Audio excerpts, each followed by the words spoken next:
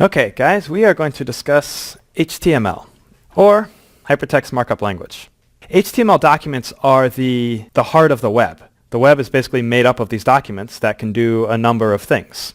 So HTML is made up of text content, which is what you see. It's made up of markup, which is what that content looks like or how it's arranged. It's made up of references to other documents, like images and videos. You might have something that looks like this, and you've got some text, and you'll have an image in your page. Or like the page you're looking at now, which has got a video in the middle of it. The page you're looking at now is made up of HTML, and it's got references to a big fat video. And it can be made up of links to other pages. And I'm sure you're very familiar with what links are and how they're used. Let's play around with HTML a little bit. This is a simple HTML editor we have, so we can play with things and test them out.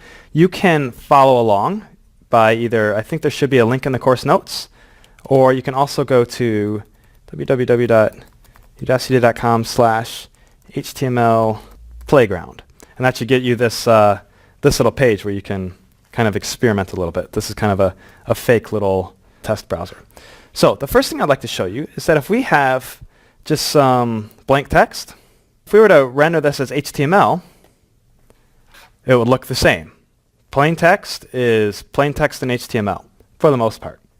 But if we want to make the text look different, we need to use something called Markup, which is one of the other facets of HTML. And let's learn a little bit about Markup. إن أعجبك الفيديو لا تنسى الإعجاب والاشتراك في القناة. HTML markup is made up of things called tags. Tags look something like this. The way a tag is structured is you've got a less than symbol, the tag name, a greater than symbol, the tag contents, which can actually be other tags, or it could just be text, another less than symbol, a slash, the name, and a greater than symbol. There's two ways I might refer to this. We'd call this the opening tag. This one, the one with the slash in front of the name, we'd call this the closing tag. The names are always the same, and the only difference is the closing tag has a slash in front of the name. So you've always got name, contents, name. Opening tag, contents, closing tag. Now, I'll also refer to this whole thing as an element. And this isn't something I'm really going to quiz you on. I just want you to understand that when I'm talking about HTML, I may refer to a tag, or I may refer to the whole thing as the elements, or sometimes I kind of switch the words a little bit, but that's what I'm referring to. I'm just referring to this structure here. Let's learn about our first tag.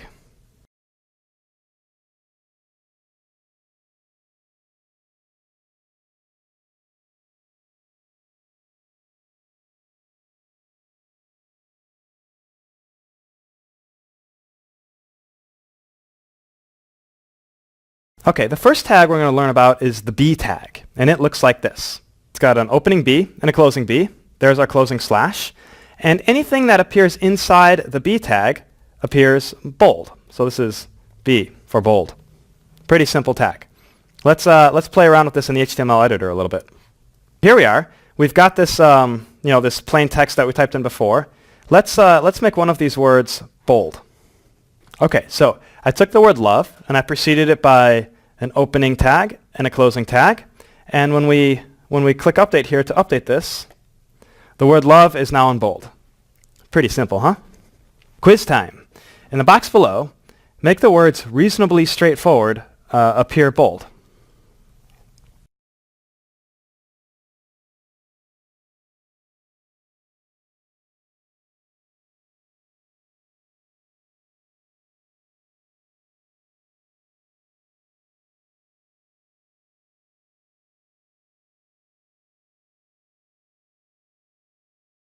I want to teach you about another tag. This one is called the M tag.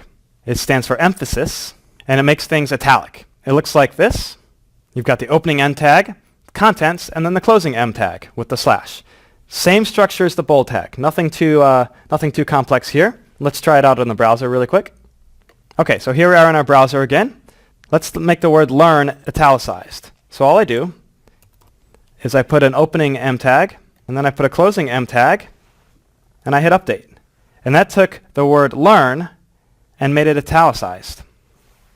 What I'd like you to do is take the whole phrase below and make it italic.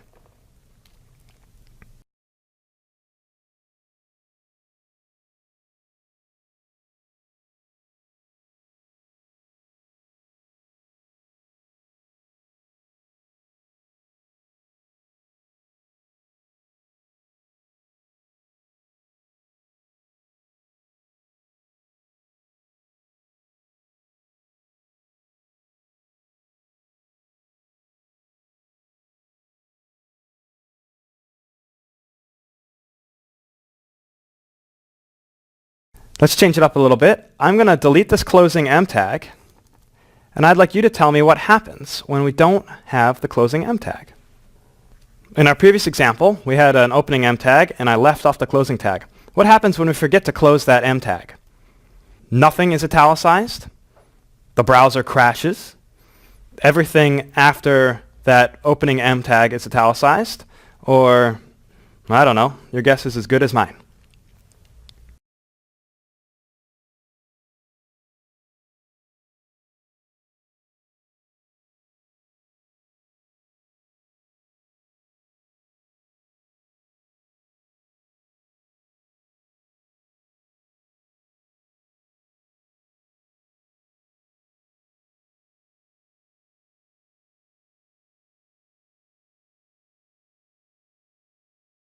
Okay, I'd like to teach you about a new concept. These are called HTML attributes. They look something like this.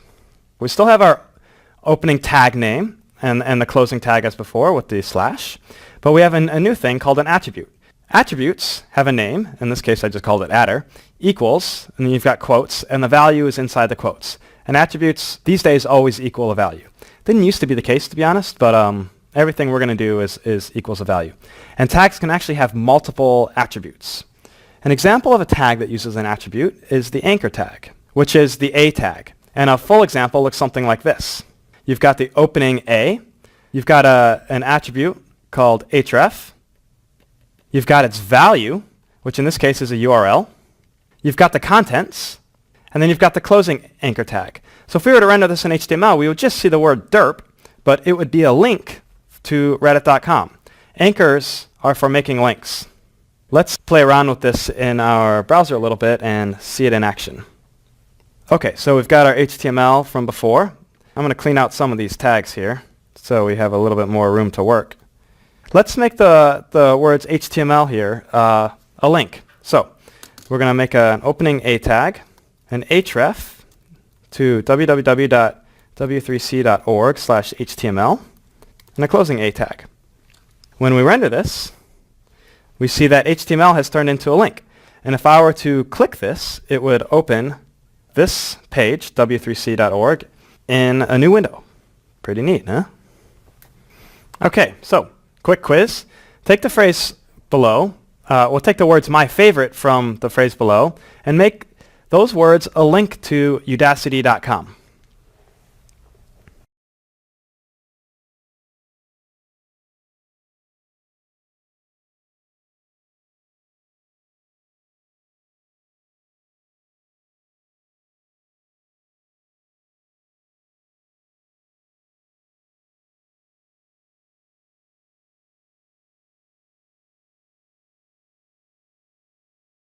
Alright, so let's learn another tag. This one is the image tag. It looks like this, img, and this is for including images.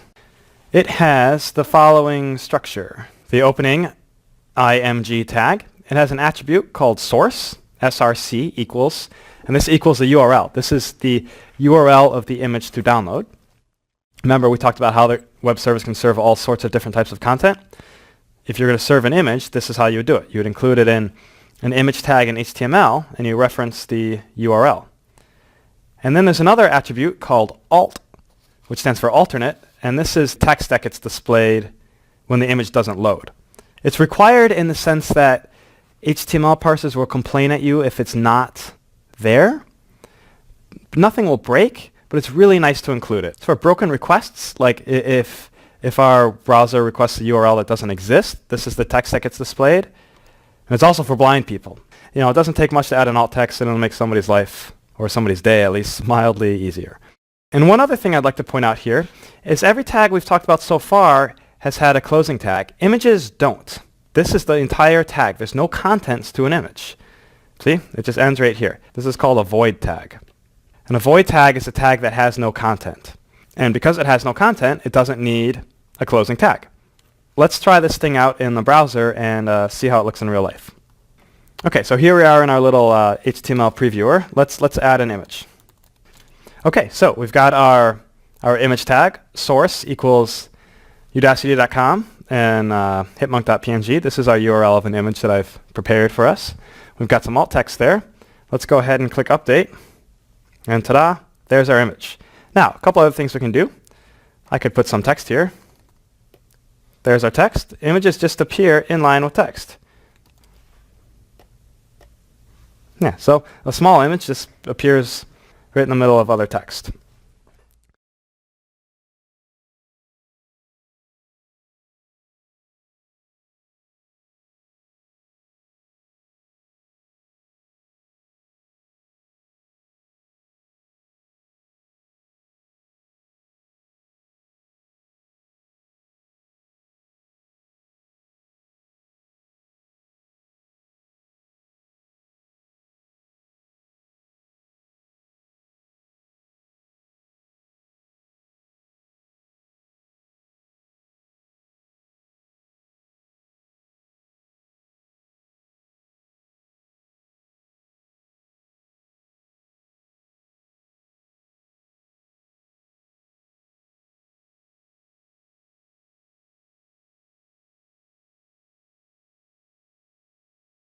Let's talk about whitespace for a moment. So you may have noticed when I was entering text in the editor before that even though I put text on multiple lines, when I rendered it in HTML, it rendered all on a single line. This is because in HTML, all whitespace, new lines, tabs, spaces, all turn into a single space. To force our HTML to have multiple lines, we can use another tag called the BR tag. It looks like this. It is also a void tag.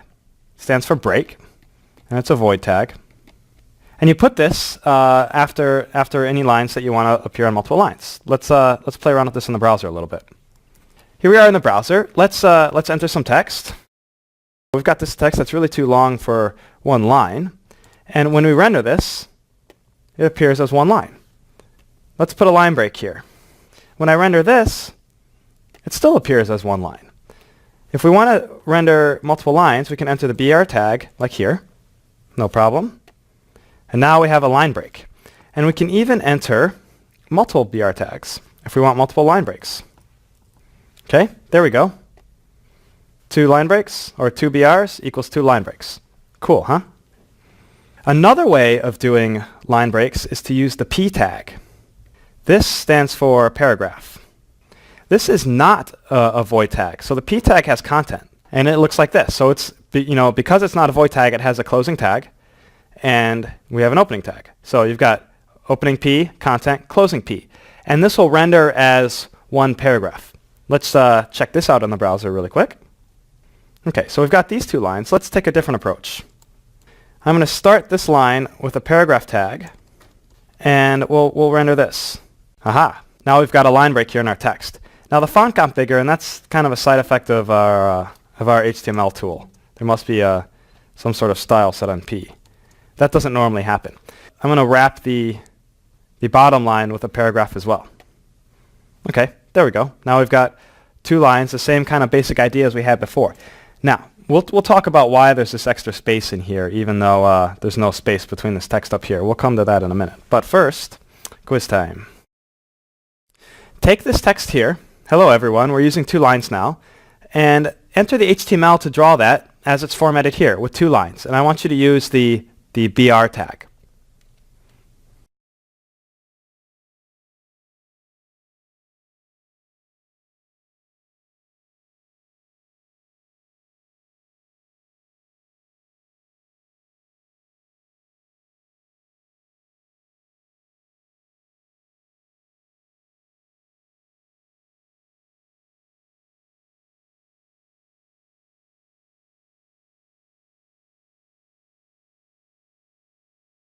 One last thing I'd like to talk about with BR and P, I'll show you right now.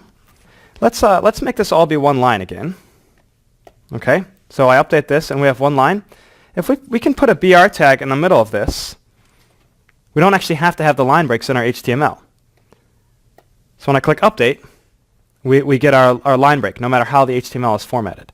So we can format this however we want, put all of these spaces in here, and when we update this, it'll always come out the same. There's an example. All this white space turns into one single space. All of these new lines here turn into one single space. this text space is really, you get the idea. Okay. Why do we have two different ways of making new lines? Why do we have a BR tag and a P tag? The answer is because the BR tag is what we call inline, and the P tag is what we call block. Now, so what the BR tag was actually doing was just ending a line. So when we have some text and we put a BR in the middle of it, it just basically says the line ends here and this guy wraps to the next line. The P tag works differently. The P tag actually makes an invisible box. So when we have HTML that looks like this creates an actual box. So instead of just rendering text blank line, what this is actually rendering is something sort of like this. You've got two lines of text and there's actually this invisible box around text. And that's what the P tag does, is it makes this invisible box. And this invisible box can actually have height and it can have width. Where inline elements are just text. So the example over here would be more like this. So it's just two lines of text and there's really just a little new line here. There's nothing fancy going on. And the difference between inline and block elements will come up a fair amount later in this course. And it's just, it's important to know that there's a distinction and they have kind of a different behavior. So far, all of the elements we've learned other than P are inline elements. So inline elements are B, M, even image is an inline element. And we saw how before our little Hitmonk image appeared right in the middle of the text. That's because it's inline. And so far, the only block element we've learned is the P element.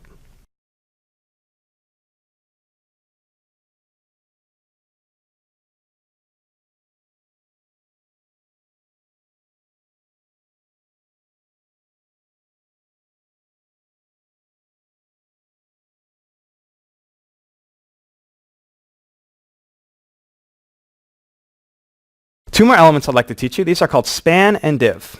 Span and div are both normal elements. They can both have content. And the only difference between these two is span is inline and div is block. We'll play around with these in the editor a little bit, but these elements don't do anything other than just contain their content. And there's a way to attach styles to them to adjust different behaviors of how they display. That looks something like this. So you can see I've added two attributes, or an attribute to each of these called class. And this is a CSS class. And this is not something we're going to spend a whole lot of time on in this course. I'll provide most of the CSS, but it's a separate language for adding styles to your documents, or changing how different text looks. And we'll be using spans and divs a lot for controlling how text is laid out.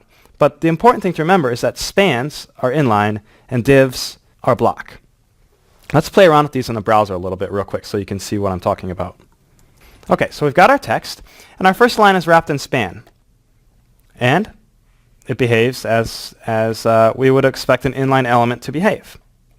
Now, if I were to change the span to a div, it behaves more like how the paragraph tag before behaved. This div is actually creates a box around this piece of text. And you can see we actually did something interesting. I added a little period after the div, and the period appears down on the second line here. What I'd like you to do is check all of the elements that are inline. Some of these elements you haven't seen before, so I would like you to try them out in your own browser and figure it out for yourself.